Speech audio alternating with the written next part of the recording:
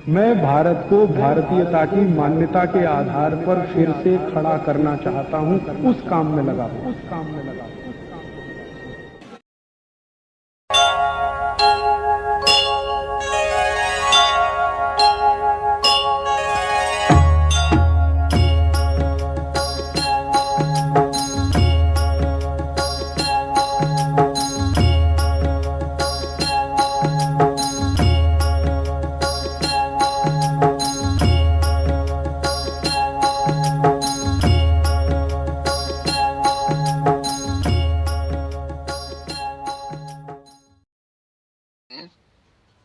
ये मेरे गुरु श्री आदरणीय राजीव दीक्षित जी के द्वारा लिखी हुई रामायण के बारे में कथा कर रहे हैं हम।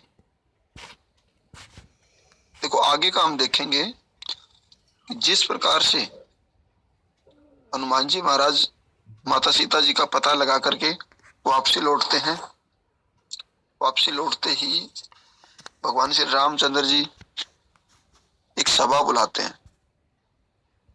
सभा के अंदर बैठ करके जो वहां लंका में जो घटनाएं घटी थी उन सभी घटनाओं के बारे में हनुमान जी महाराज से चर्चा की जाती है। हनुमान जी महाराज वहां के सारे विवरण बताते हैं। लंका की कैसी व्यवस्था है, लंका की व्यवस्था के बारे में बताया जाता है।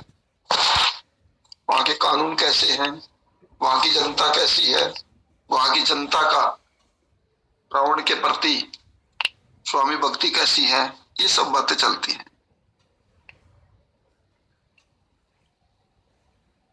इस प्रकार से सारी चर्चाएं सुनने के बाद फिर निर्णय लिया जाता है कि अब हमें युद्ध के लिए तैयारी करनी चाहिए। फिर भगवान श्री रामचंद्र जी प्रशिक्षण देना शुरू करते हैं, सभी को ट्रेनिंग देते हैं, युद्ध के लिए तैयार करते हैं, उनमें एक जोश भरते हैं। अलग अलग टुकड़ियां बांट दी जाती हैं। इस प्रकार से उनको पूरी ट्रेनिंग दी जाती है। फिर उनके सामने एक चीज आती है कि हम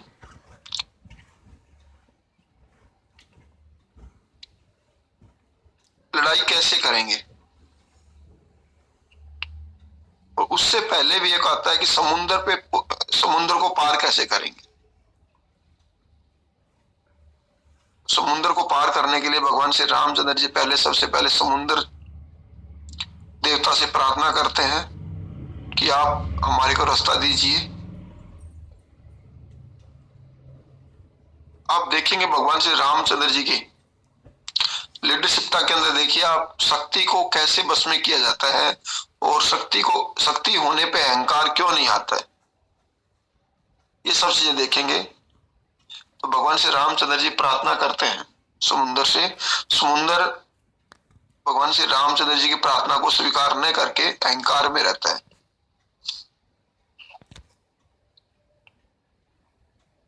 फिर भगवान श्री रामचंद्र जी को गुस्सा आता है। जिस प्रकार से भगवान श्री रामचंद्र जी वहां पे एक शब्द का प्रयोग करते हैं कि भय बिना प्रीत नहीं। जब तक यहां से एक शब्द प्रयोग किया जाता है, भय के बिना प्रीत नहीं, उसका मतलब है कि कोई भी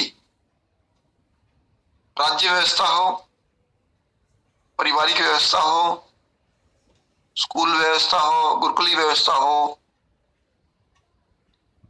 किसी भी प्रकार की कोई भी हो, जब तक भय नहीं होगा तो प्रीत नहीं होगी। भय बोले तो मतलब सामने वाले को जब तक ये नहीं पता चलेगा कि इसके परिणाम क्या आ सकते हैं, तब तक सामने वाले के नजर में एक सम्मान नहीं रहेगा। जैसे कई बार इससे मैं इसकी घटना को आज की घटना से जोड़ देता हूं।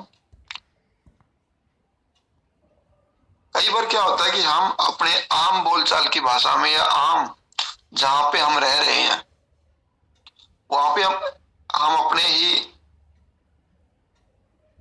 रिलेटिव के अनुसार, जानकारों के या मित्रों के आगे या हर जगह हम अपना चरित्र ऐसा बना देते हैं कि वो जो भी आपको कुछ बोलते हैं आप उनको कोई जवाब नहीं देते। मैं थोड़ा इसको और स्पष्ट करता हूं यानी कि व्यक्ति को अपना चरित्र ऐसा बना लेना चाहिए कि सामने वाला आपके मुंह पे बोलते समय सोचे कुछ। मैं और इसको स्पष्ट करता हूं। भगवान श्री रामचंद्र जी के इस संवाद में, समुद्र के संवाद में ये प्रकट होता है कि व्यक्ति को, प्रत्येक व्यक्ति को अपने चरित्र को इस तरीके से रखना चाहिए कि कोई भी व्यक्ति आपके मुंह पे आपके बारे में बोलते समय सोचे। कई बार हम छोटी छोटी गलतियां कर देते हैं कि कोई भी व्यक्ति को आप इतना बड़ा अधिकार दे देते हैं, कोई भी व्यक्ति कुछ भी बोल के चले जाता है और आप छोड़ते हैं, छोड़ो क्या कहेंगे, ये रिश्तेदारी टूट जाएगी, दोस्ती टूट जाएगी, झगड़ा हो जाएगा, ऐसा मन में भाव रख करके आप उस चीज का जवाब नहीं देते हैं। सामने वाले के मन में क्या होता है, वो धीरे धीरे वो चरित्र को बना लेता है। उसके मन में होता है कि आप तो कुछ बोलते नहीं है, वो पहले थोड़ी सी बात बोलेगा, फिर दूसरी, फिर दूसरी, आगे चल के वो आपके लिए कष्टदायी हो जाएगा। उसको आप इस तरीके से चरित्र का निर्माण करना चाहिए कि ना हम किसी को ज्यादा कुछ बोल लें, गलत बोल लें, और ना ही किसी को बोलने का ज्यादा अधिकार दें। अगर कोई भी व्यक्ति आपके सिद्धांतों के अनुसार नहीं है तो उसको पहले दिन ही टोक देना चाहिए, ज्यादा इंतजार नहीं करना चाहिए। और अगर नहीं बनती है बात तो उसको बैठ के समझा देना चाहिए कि ऐसे से मेरा नेचर इस टाइप से, आप इस टाइप से ना करें। एकांत में उसको समझा देना चाहिए। देखो कई शास्त्रों में मैंने पढ़ा था, वहां लिखा था अगर शांति चाहते हो तो युद्ध के लिए तैयार रहो। अगर शांति चाहते हो तो युद्ध के लिए तैयार रहें। उसका मुख्य कारण क्या था? आपने देखा होगा कि हमारे भी देश के प्रधानमंत्री ने, अब देखोगे कुछ सालों पहले, अभी कुछ पहले की घटना है कि पाकिस्तान के द्वारा हमारे कुछ सैनिकों के साथ में छेड़छाड़ की गई, हमारे सैनिक शहीद हुए। हमारे प्रधानमंत्री ने तुरंत एक्शन लिया और वहां उनके राज्य व्यवस्था में घुस करके बदला लेके आए। तो आप देखोगे उसके बाद कोई घटना आपको दिख नहीं रही है। नहीं तो आए दिन ऐसी घटनाएं चलती थी। यानी कि यहाँ पे ये दिखाया गया है भगवान श्री रामचंद्र जी के द्वारा कि जब तक आप सामने वाले के भय नहीं होगा तो आपकी प्रीत भी नहीं होगी।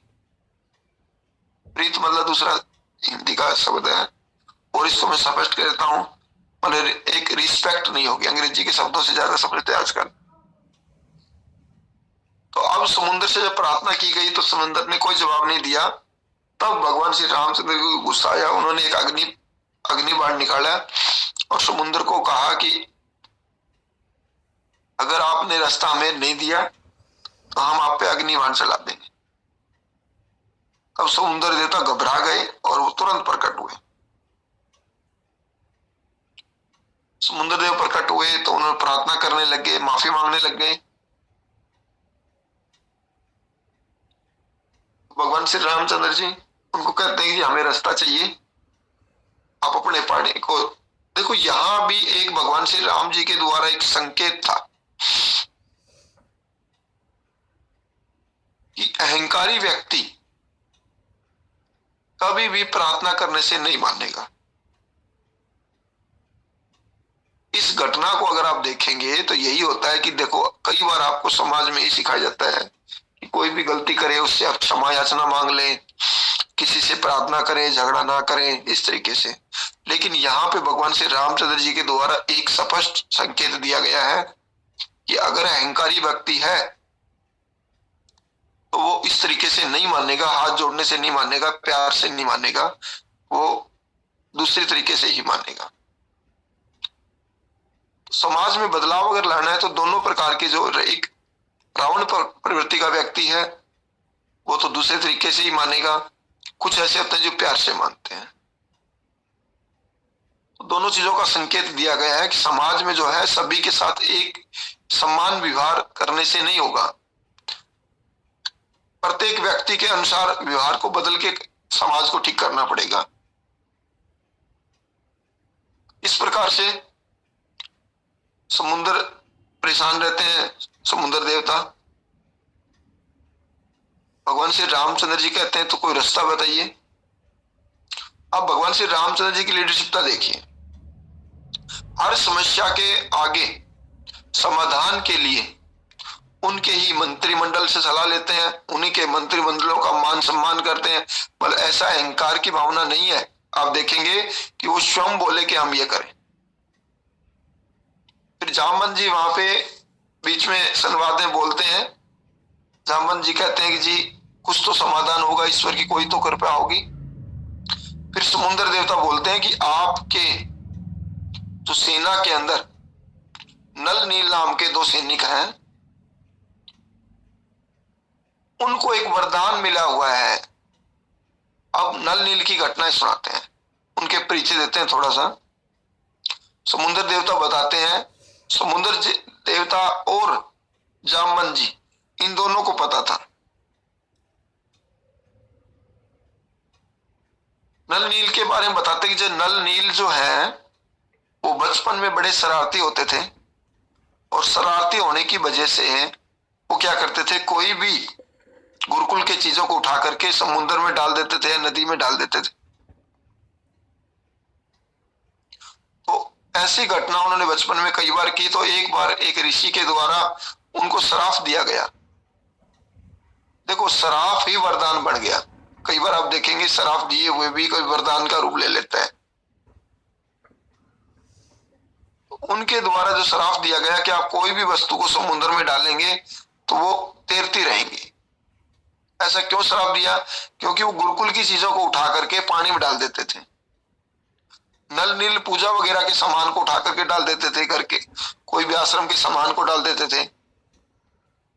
बचपन की ये उनकी हरकतें होती थी। ऋषि के द्वारा जो श्राप दिया कि कोई भी चीज अगर समुद्र के अंदर डाल या पानी में डालेंगे तो वो डूबेंगी नहीं। ये घटना जैसे ही भगवान श्री रामचंद्र जी को समुद्र देवता और जामवंत जी बताते हैं, तो आगे निर्णय ये होता है कि समुद्र पे पुल बनाया जाए। फिर आगे तैयारियां शुरू करते हैं। उसी प्रकार से भगवान श्री रामचंद्र जी के द्वारा पुल का निर्माण के लिए आदेश दिया जाता है।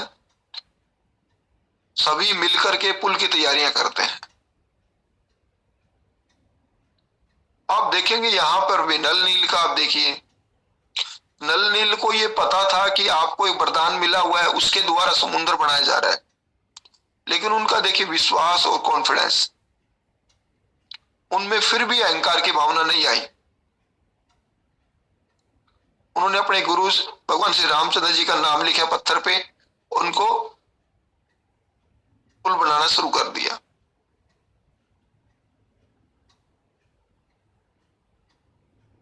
देखो, जो पुल बनाया गया वो आज भी वहां पे है, स्थिर है।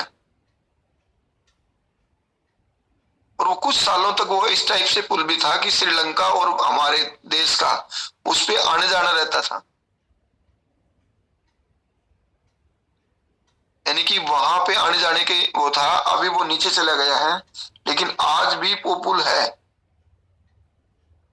तो एक समुद्र के अंदर एक पुल बनाने का एक तरीका, मतलब लाखों साल पुराने, उस समय भगवान श्री रामचंद्र जो अभी तक समुद्र में जो पहली बार बना है और अब दोबारा बन नहीं सकता इस टाइप से। उस पुल के निर्माण भी आप देखोगे इस टाइप से निर्माण किया गया है, तिरछे टाइप में, मतलब तिरछेपन से पुल बनाया गया ताकि पानी का दबाव उस पर ना पड़े। इस पुल का निर्माण जो किया गया वो इस टाइप से भी किया गया है कि वहां पे पुल के अंदर कि नाव वगैरह को अंदर पत्थर रख करके तिरकवाण से वो नाव को डुबोया गया, पुल बनाया गया। वहां पे ऐसे ऐसे पदार्थों का यूज किया गया कि जो लाखों साल तक अभी तक वहां पे कोई परेशानी नहीं आई। पीछे जयललिता जी ने उन तोड़ने का भी संकल्प ले लिया था। फिर भगवान की अपार कृपा हुई होगी कि उनके पास वो शक्तियां ही खत्म हो गई। इस प्रकार पुल का निर्माण करते हैं। जब इस पुल का निर्माण हो रहा था, वहां पे कई ऋषि मुनियों के द्वारा एक दो चीजें मेरे को सुनी हुई है, तो वो मैं आपको बताता हूं। वहां पे जैसे ही वो पुल बनाया जा रहा था, तो भगवान श्री रामचंद्र जी भी वहां पे पत्थर को डाल के देखने लग गए कि जिस पत्थर पे भगवान श्री रामचंद्र जी का नाम लिख करके पत्थर पुल लगाए थे। ये जो मैं घटना भी बता रहा हूं, ये मैंने हमारे ऋषि मुनियों के द्वारा ही मुंह से सुना हुआ है, मैंने किसी शास्त्र में भी नहीं पढ़ा है, भगवान श्री राम की कथा में मैंने नहीं पढ़ा है, लेकिन मैंने सुना है ये चीजें, तभी मैं आपको बता रहा हूँ। बता इसलिए रहा हूँ कि यहां से भी कोई शिक्षा मिलने को मिलती है, इसलिए मैं आपको चर्चा कर रहा हूँ कि जब वहां पे भगवान श्री रामचंद्र जी के पत्थर को नाम लिख करके पत्थर को वहां डाल रहे थे, तो भगवान श्री रामचंद्र जी ने भी पत्थर को डालने एक बार डाला, तो पत्थर वो डूब गया। तो वहां पे हनुमान जी महाराज पास में बैठे देख रहे थे। ये किसी शास्त्र में मैंने नहीं पढ़ी है, लेकिन मैंने किसी ऋषि महात्मा के द्वारा मैंने सुना है ऐसी चर्चा, तब मैं आपको बता रहा हूं। तो वहां पे हनुमान जी महाराज देख रहे थे, तो भगवान श्री रामचंद्र जी बोले कि हनुमान जी महाराज से कि आप इधर मेरा नाम लिख करके पुल बनाते जा रहे हैं और इधर मैंने पत्थर एक डाला है, वो पत्थर डूब गया, ऐसा क्यों? आप यहाँ पे देखिए, हनुमान जी महाराज की लीडरशिप देखिए, आप उनका बोलने का तरीका देखिए, आप संवाद देखिए। आप यहाँ भगवान श्री रामचंद्र, इस संवाद से कई बार ऐसा लगता है कि भगवान श्री रामचंद्र जी हनुमान जी महाराज का परीक्षा ले रहे थे, उनका कॉन्फिडेंस चेक कर रहे थे। लेकिन हनुमान जी महाराज जी के कॉन्फिडेंस को कभी कम नहीं होना। उन्होंने तुरंत जवाब दिया कि भगवान श्री रामचंद्र जी को बोले कि जो पत्थर को आपने छोड़ दिया, वो पत्थर तो डूबना ही है। जिस पत्थर पे आपका नाम है, जो पत्थर आपने ही छोड़ दिया, वो तो डूब ही जाएगा, इसलिए वो डूब गया। यानी कि भगवान श्री हनुमान जी महाराज का देखोगे आप, उनका संवाद कितना अच्छा बता रहा है। उनका संवाद ये बताता है कि किसी भी शिष्य को अपने गुरु से अलग नहीं होना चाहिए, छूटना नहीं चाहिए। यहाँ पे दो बातें स्पष्ट की गई है। एक तो होता है शिष्य गुरु के साथ में रहे, आज के स्कूलों को देख लीजिए आप, या गुरु शिष्य के साथ में, दोनों बातों में अलग अलग है। अभी आप देख लोगे आज की इस सिस्टम पद्धति को देख करके, मैकॉले की शिक्षा के अनुसार स्कूलों के अंदर आप देखेंगे कि गुरु का चरित्र ऐसा बना दिया गया है सरकारों के द्वारा, मतलब उनको इतना बिजी कर दिया गया है, तो किसी भी विद्यार्थी के बारे में सोच ही नहीं सकते। मैं कई बार चर्चा करता हूं, कई बार गवर्नमेंट अध्यापकों से मैं चर्चा करता हूं, कई बार मैं उनसे बातों पूछता हूं कि ऐसा क्या होता है कि आप विद्यार्थियों को समय नहीं दे पाते हो, आपके जो विद्यार्थी उनके आपको नाम याद नहीं है। कई बार तो ऐसा होता है कि विद्यार्थियों के नाम ही याद नहीं होते स्कूल के अंदर। तो वो बताते हैं गुरुजी हमारे को इतना काम दिया जाता है कि ये काम तो कम करवाया जाता है पढ़ाई का, तो इसके अलावा फालतू काम ज्यादा करवाया जाता है।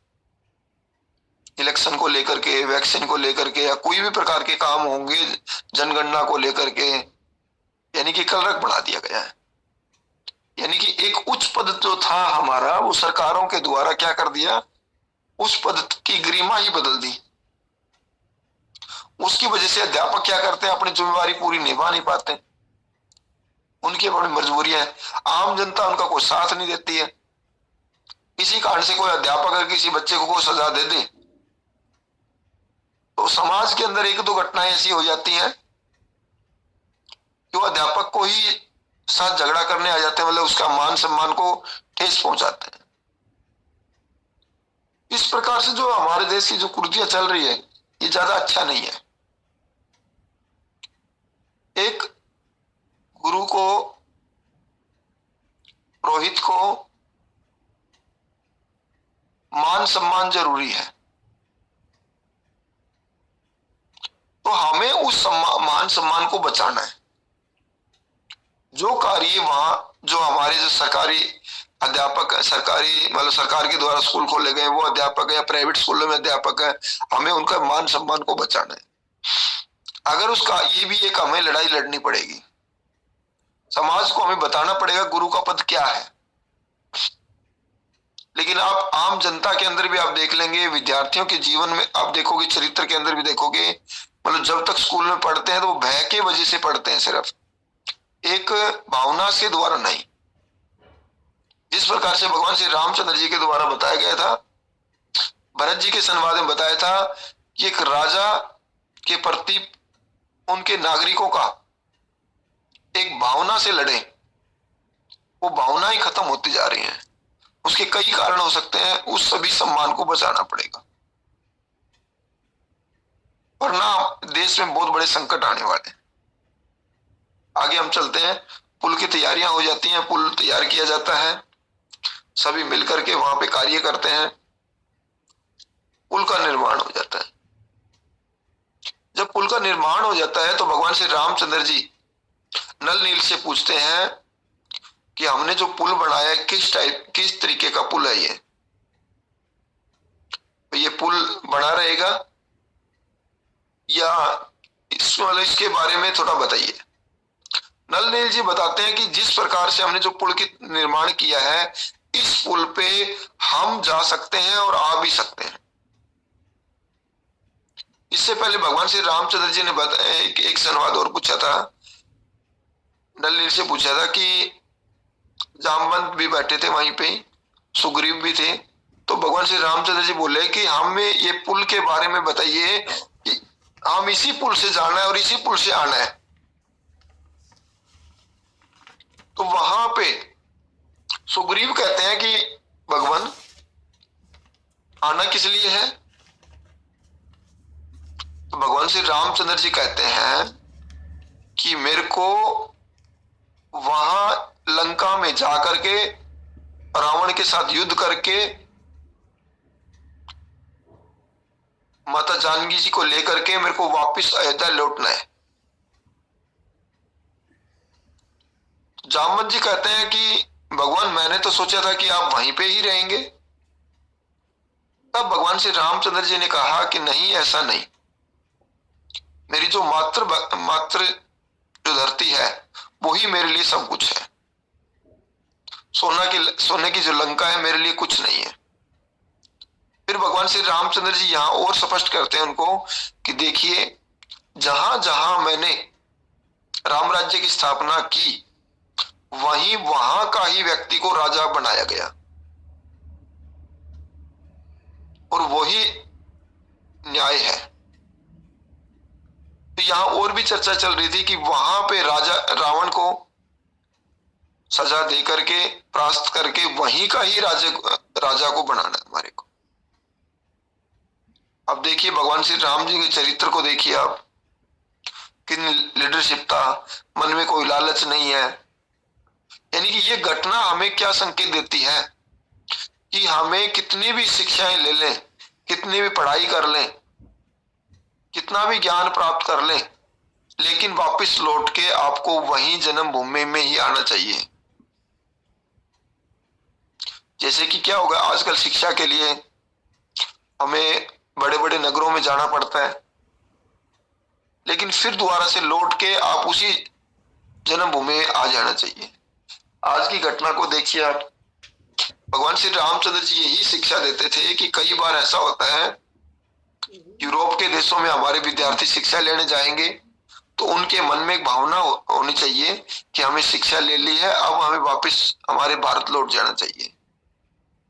जिस प्रकार के गांव से जो व्यक्ति है उसको बड़े बड़े शहरों में जाकर के शिक्षा ग्रहण की और वापस वह उन्हें लौट जाना चाहिए। उससे क्या होता है कि जहां जिस स्थान पे जन्म होता है वहां पे काफी प्रकार का ऋण होता है। मतलब आपके ज्ञान को, उसी ज्ञान को बढ़ा करके और दूसरे भी जो वहां के नागरिक हैं उनकी सहायता की जा सकती है। आप देखेंगे जितना कि ज्ञान जो मैं देखता हूं यहाँ पे, जितना ज्ञान यहाँ पे लिया जाता है पढ़ लिख करके विदेश चले जाते हैं, वो राउंड राज्य है, राम राज्य नहीं है। राम राज्य में क्या होगा कि आप शिक्षा ग्रहण करें लेकिन अपने ही देश की सर्विस दीजिए, अपने ही देश के अंदर सेवा दीजिए, अपने ही ज्ञान को बढ़ाइए, ये न्याय है। अगर उस सेवा के बदले में आप विदेशी लोगों की सेवा कर रहे हैं तो ये रावण राज्य है।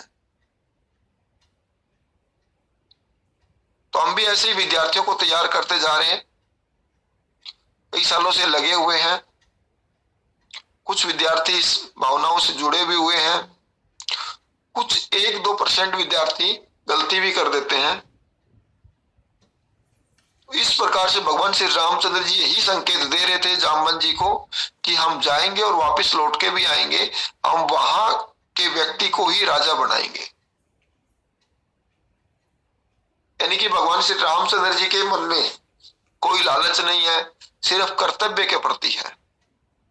अगर भगवान श्री रामचंद्र जी चाहते तो लंका के अंदर भी राज्य कर सकते थे, अपने राज्य स्थापित कर सकते थे, वहां रह सकते थे। लंका में सोने की महल वगैरह बताए जाते हैं, लेकिन भगवान श्री रामचंद्र जी का निर्णय यही था कि वहां पे सिर्फ राम राज्य स्थापित कर।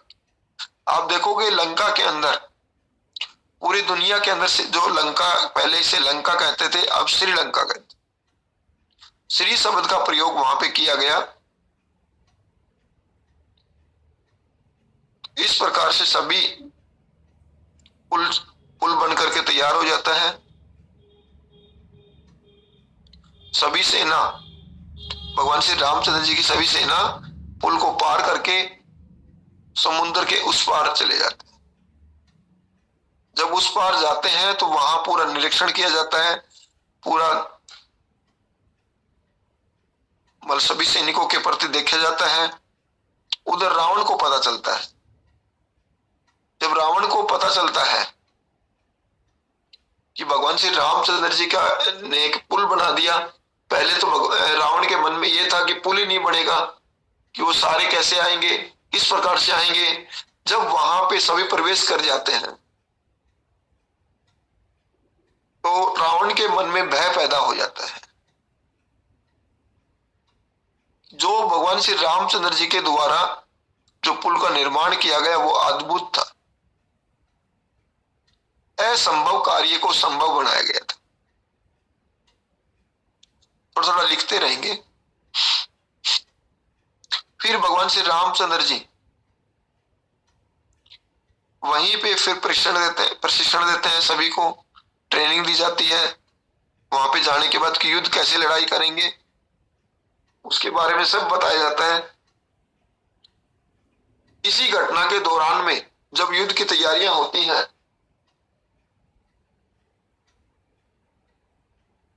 युद्ध शुरू होता है। उस युद्ध के दौरान में भगवान श्री रामचंद्र जी के द्वारा जब पहली बार युद्ध किया जाता है तो उधर रावण भी अपनी सेना को भेजता है। आप देखेंगे यहां पे इस भगवान श्री राम और भगवान श्री राम जी और रावण के युद्ध में आप सबसे बड़ी विशेषता क्या देखेंगे? रावण ने जो भी सबसे पहले सेना भेजी, अपने अधिकारियों को, अपने कर्मचारियों को भेजा। उनके छोटे भाई आए, उनके पुत्र आए, ऐसे घमासान युद्ध चलता रहता था। युद्ध की प्रक्रिया क्या होती थी? युद्ध की प्रक्रिया यह होती थी जब तक सूर्य उगता था, सूर्य उगते ही और सूर्य का अस्त होते तक युद्ध रहता था। यानी कि वहां भी उस समय भी कुछ नियम होते थे, कानून होते थे कि सूर्य अस्त होने के बाद लड़ाई नहीं होगी। लेकिन आप देखिए आज जो अभी घोर कलयुग जो बीत के गया है, इसमें तो कोई नियम नहीं, कोई कानून नहीं, कायदे नहीं।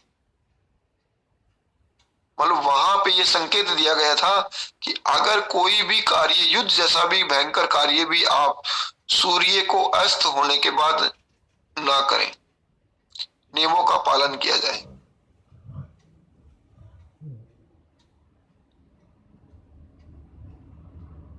तो रावण के द्वारा उनके भाई आए, उनका वध किया गया।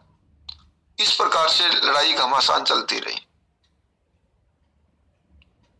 फिर इसी बीच में भगवान श्री रामचंद्र जी, फिर भी उनके मन में एक बार फिर आता है कि एक बार हम रावण से शांति प्रस्ताव भेजना चाहिए। तो इस प्रकार से शांति प्रस्ताव भेजने के लिए भगवान श्री रामचंद्र जी जब अंगद को वहां पे भेजते हैं रावण के पास, तो आप देखिए भगवान श्री रामचंद्र जी की लीडरशिपता देखिए आप।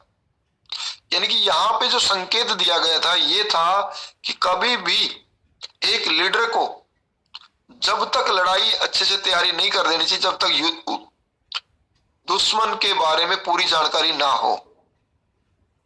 यहाँ पे जो शांति प्रस्ताव भेजने का संकेत क्या था?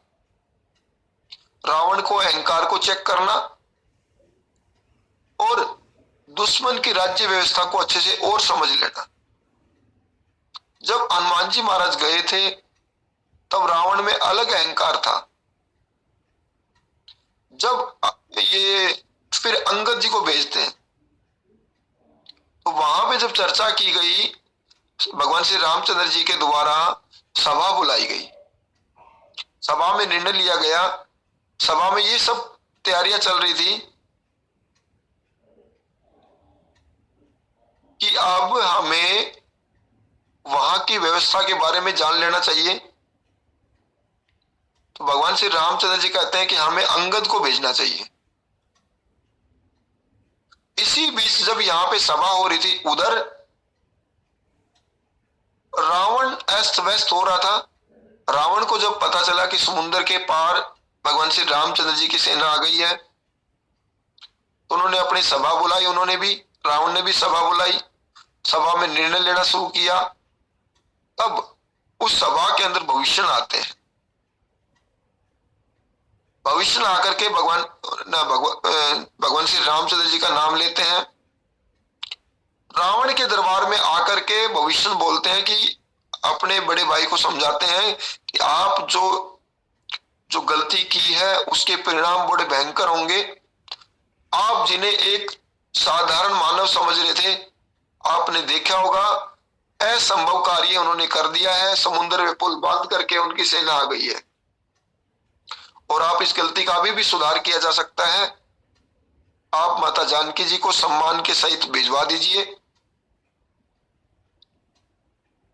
लेकिन रावण में अहंकार की भावना, आप देखोगे अहंकारी व्यक्ति के अंदर अहंकार खत्म नहीं होता जब तक उसको सजा ना मिल जाए।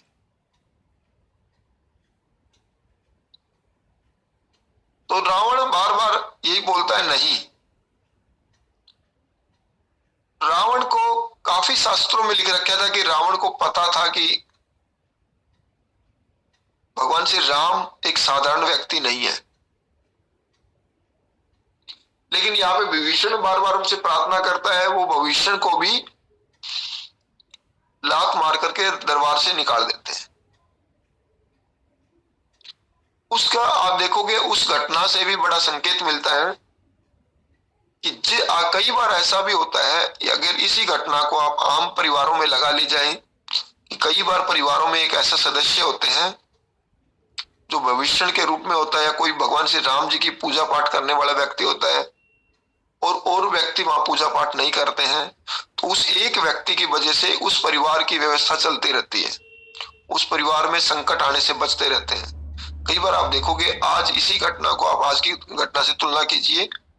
आज क्या हो गया है, जो छोटे छोटे जो नगरों के अंदर, जो दिल्ली जैसे नगरों के अंदर माता पिता का मान सम्मान नहीं रखते हैं, माता पिता को वहां से गांव भेज देते हैं, उनकी सेवा नहीं करते हैं। उनको लगता है कि आपको एक अच्छी नौकरी मिल गई है, अच्छा पैसा मिल गया, अब क्या हो सकता है, क्यों परेशानी ले। जो आज की पीढ़ी के अंदर जो अभी चल रहा है वो सब गलत चल रहा है। उनको भगवान श्री रामचंद्र जी के द्वारा एक संकेत दिया गया है, जिस प्रकार से लंका के अंदर जब तक भविष्य थे तब तक लंका सुरक्षित थी। जैसे रावण के द्वारा भविष्य को वहां से धक्के मार के निकाला जाता है, तब से लंका के अंदर संकट बढ़ जाता है। उनके गुरु के द्वारा भी समझाया जाता है, उनके नाना के द्वारा भी समझाया जाता है रावण को, लेकिन रावण में तो अहंकार है। तो रावण ने क्या किया वहां पे कि उनके विभीषण को भी धक्के मार के निकाल दिया गया और उनके गुरु को भी उन्होंने धक्के मार के निकाल दिया गया। जब ये घटना उन्होंने किया, उनके गुरु के प्रति उनका आदर सम्मान नहीं था, तब उनके गुरु ने बताया कि विपरीत काल के अंदर बुद्धि जो होती है वो भ्रष्ट हो जाती है। ये अंतिम चरण चल रहा है और ऐसा ही आप देखोगे आम नागरिकों के बीच में अभी भी जब आदमी की बुद्धि खराब होती है तो वो ऐसे ही संकेत करता है, ऐसे ही करता है। तो उधर से जब विभीषण को लात मार के निकाला जाता है, विभीषण भगवान श्री रामचंद्र जी के पास आते हैं। ये संवाद काफी बड़ा है वैसे, लेकिन हमें अभी कर रहे हैं। भगवान श्री रामचंद्र जी के पास विभीषण आते हैं, उधर सभा होती है, सभा के अंदर चर्चाएं होती है कि आगे की युद्ध रणनीति क्या होनी चाहिए, क्या रावण के पास हमारे एक बार फिर प्रस्ताव भेजना चाहिए, इस प्रकार की चर्चाएं चलती है। विभीषण जब आते हैं तो विभीषण को आते हुए देख करके सुग्रीव की जो सेना होते हैं, उनके सेनापति होते हैं, उनके मन में होता है कि ये विभीषण जो आए हैं पता नहीं किस नीति से आए हैं, ये रावण के छोटे भाई हैं। तो उनको कहते हैं कि वहीं रुकिए आप, हम पहले चर्चा करते हैं। जब विभीषण के बारे में चर्चा की जाती है, आकर के भगवान श्री रामचंद्र जी से प्रार्थना की जाती है कि ऐसे ऐसे विभीषण आया हुआ है, रावण के छोटे भाई हैं, और वो कहते हैं कि उनके ऐसे से उनके बड़े भाई ने उनको लात मार कर निकाल दिया और वो अपने पूरे मंत्रिमंडल को साथ लेके आए हैं, परिवार को साथ लेके आए हैं और वो यहाँ पे बसेरा चाहते हैं। तो भगवान श्री रामचंद्र जी हनुमान जी के बारे में बताते हैं कि आप हनुमान जी महाराज से ही पता कीजिए, इनको ज्यादा जानकारी। हनुमान जी महाराज भविष्य के बारे में बताते हैं, उनके चरित्र के बारे में बताते हैं कि नहीं, कोई संदेह की आवश्यकता नहीं है, मैंने वहां पे जाकर के देखा है, राज्य व्यवस्था में देखा है कि भविष्य अलग ही है। इस प्रकार से भविष्य को सभा के अंदर बुलाया जाता है। फिर भगवान श्री रामचंद्र जी के द्वारा आप देखिए, भगवान श्री रामचंद्र जी की लीडरशिपता देखिए। जो विचार पुल बनाते समय उनके मन में थे कि हम वहीं के ही नागरिक को या वहीं के ही व्यक्ति को राजा बनाएंगे, इस संवाद से भगवान श्री रामचंद्र जी ने विभीषण को राजतिलक करते हैं, वहां पे उनको राजा घोषित किया जाता है। आप देखिए भगवान श्री रामचंद्र जी की लीडरशिपता, एक दूरदर्शिता व्यक्ति, दूरदर्शिता मतलब अभी तक युद्ध शुरू नहीं हुआ, उससे पहले ही भगवान श्री रामचंद्र जी ने मतलब उनके मन में एक संकल्प आ गया कि हमें राजा घोषित किया, यानी कि विभीषण को वहां का राजा घोषित कर दिया गया। फिर सभा बोलती है, सभा के अंदर कई चर्चाएं भी उठती हैं कि विभीषण पे संदेह किया जाए, लेकिन भगवान श्री रामचंद्र जी की लीडरशिपता देखिए आप, उनका विश्वास देखिए। उन्होंने हनुमान जी महाराज जी के द्वारा बताई गई सभी बातों को ध्यान में रखते हुए और उनको अपनी सेना में शामिल कर लेते हैं। फिर इस प्रकार से युद्ध की तैयारियों के लिए सभा तैयार की जाती है। सभा को जब तैयारियां की जाती है, सभा के अंदर सभी को अपने अपने कार्य सिखाए जाते हैं, युद्ध कैसे लड़ाई लड़ना है, युद्ध लड़ते समय क्या क्या कार्य करना है, किस तरीके से कर्तव्य का पालन करना है, किसकी क्या जिम्मेवारियां रहेंगी, ये सब रहेंगी। अब इसी बीच में जब सभा चल रही थी तो विभीषण ने भगवान श्री रामचंद्र जी से एक प्रश्न किया कि भगवान, मेरे मन में एक संदेह है, अगर आप गुस्सा ना करें तो हमें एक प्रश्न करना चाहते हैं। भगवान श्री रामचंद्र जी कहते हैं बोलिए। भगवान श्री रामचंद्र जी से विभीषण एक प्रश्न करते हैं कि भगवान श्री राम, आप हमें ये बताइए कि जब आप रावण के साथ युद्ध करेंगे आपकी सेना, तो वो युद्ध किस टाइप से करेंगे, किस तरीके से करेंगे। तो लक्ष्मण जी कहते हैं कि समझ नहीं आया, और थोड़ा स्पष्ट बोलिए। तो विभीषण फिर बोलते हैं कि रावण का जो राज्य, रावण जो लड़ाई चढ़ाई करता है, तो वो उनके जो सैनिक हैं वो युद्ध तो करते ही हैं, लेकिन वो आम जनता की लूटपाट ज्यादा करते हैं। आम जनता के घरों में बढ़ जाना, वहां के धन दौलत को चुरा लेना, वहां के नागरिकों को परेशान करना, तो ऐसी तो कोई लड़ाई नहीं होगा। तो भगवान श्री रामचंद्र जी कहते हैं कि नहीं, हमें जो सजा देनी है वो रावण को सजा देनी है, या उसके जो कर्मचारी अधिकारी जो युद्ध करने के लिए आएंगे। आम जनता के साथ में कोई दिक्कत नहीं होगी, कोई परेशानी नहीं करेंगे। इस प्रकार से भगवान श्री रामचंद्र जी के जब बोलने का उनका देखिए, एक लीडरशिप था, देखिए आप। तो विभीषण जी बोलते हैं कि अगर आपने ऐसा किया तो श्रीलंका के सभी नागरिक भी आपके साथ लग करके लड़ाई लड़ेंगे। देखो, कुशल राजा को यही कार्य करना चाहिए कि जो गलती करे उसी को सजा दें, न कि उसके दूसरे किसी और को। तो इस प्रकार से शुरुआत होता है। फिर विभीषण जो है वह रावण राज्य की पूरी व्यवस्था को बताता है, वह उन सैनिकों के बारे में विवरण करते हैं। अब देखिए, ये भी एक बहुत बड़ा संकेत होता है। विपत्ति काल में जब विपत्ति आ जाए, रावण के द्वारा जो ये जो गलतियां की हैं, उन गलतियों से भी हमें सीख लेनी चाहिए कि जिस समय व्यक्ति के साथ में मैं इस आज की घटना को जोड़ता हूं कि जब भी आपका परिवार या आपके समाज में कोई विपत्ति आ जाए, उस समय इकट्ठा होकर के कार्य करना चाहिए। उस समय किसी भी व्यक्ति के साथ में ऐसा दुर्व्यवहार ना करें कि वो सामने वाले जिससे लड़ाई चल रही है वहां ना मिल जाए। जिस प्रकार से आप देखोगे आज हमारे देश में जो संकट आया हुआ है, जो मुंह पे पट्टियां बंधवाई जा रही हैं, जो अमृत का प्याला पिया जा रहा है, आप समझ ही गए होंगे मैं किसके बारे में बात कर रहा हूं। इस समय हमें एकजुट होकर के कार्य करना चाहिए। हम समाज के साथ किसी का भेदभाव ना करें। इस समय विपत्ति का कार्य चल रहा है, उस समय हमें एकजुट होकर के सभी को प्रेरणा दें, सभी को साथ में लेके चलें। हमें कभी भी ऐसी वाणी का प्रयोग ना करें जिससे कि कोई आपके साथी आपको छोड़ करके कहीं दूर चले जाए। देश में इतना बड़ा संकट आ गया है कि देश के अंदर ही 2 ग्रुपों में बांट दिया गया है।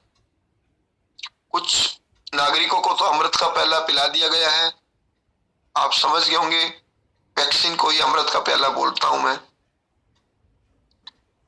और कुछ को नहीं पिलाया गया है। तो अपोजिट 2 पार्टियां हमारे ही देश में बना दी गई है। इस समय हमें बड़े सावधानी से कार्य करना चाहिए। किसी को भी समझाते समय, बोलते समय अपने वाणी को नियंत्रण में रखना चाहिए।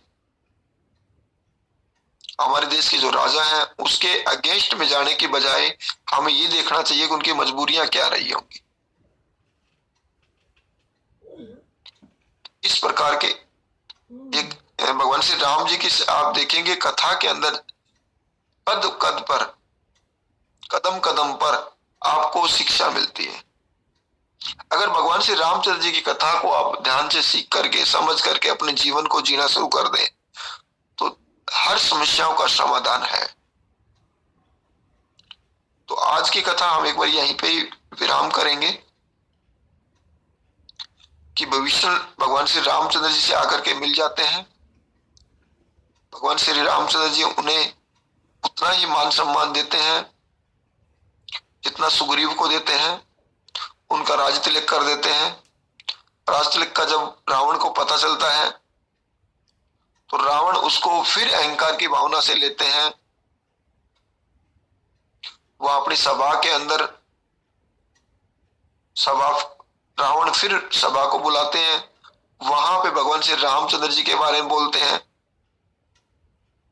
वहां के मंत्रिमंडल बोलते हैं कि जिस प्रकार से भगवान श्री रामचंद्र जी ने सुग्रीव का राज्य तिलक किया था युद्ध करने से पहले और सुग्रीव को उनका राज्य दिलवाया, उसी प्रकार से भगवान श्री रामचंद्र जी ने आज भविष्य का राज तिलक किया है। तो रावण से तरह तरह के प्रश्न करते हैं उनके मंत्रिमंडल कि ऐसा तो नहीं है कि जो बाली के साथ हुआ वो आपके साथ ना हो जाए। लेकिन वहां के कुछ मंत्रिमंडल थे जो बोल नहीं पाते थे। उनके नाना जी थे, रावण के जो नाना जी थे, उन्होंने स्पष्ट शब्दों में कहा कि रावण को बार बार संकेत दिया कि रावण ये गलतियां ना करें, इसको छोड़ दें आप, इसकी सजा मिलेगी, इसके परिणाम बहुत भयंकर आएंगे। लेकिन रावण के अंदर एक अहंकार की भावना थी और उसके वजह से वो उनको भी ठुकरा देते हैं। आप देखेंगे जब भी कोई भी परिवार में कोई संकट आता है तो कोई बड़े बुजुर्ग जो भी सलाह देते हैं उस पर ध्यान देना चाहिए, अहंकार को छोड़ देना चाहिए। जिस परिवार के अंदर बड़े बुजुर्ग होते हैं वहां संकट आने से पहले रुक जाता है। यहाँ पे आप देखोगे जैसे जैसे रावण ने गलतियां की, उन्होंने अपने भाई का अपमान किया, गुरु का अपमान किया, अपने नाना का अपमान किया,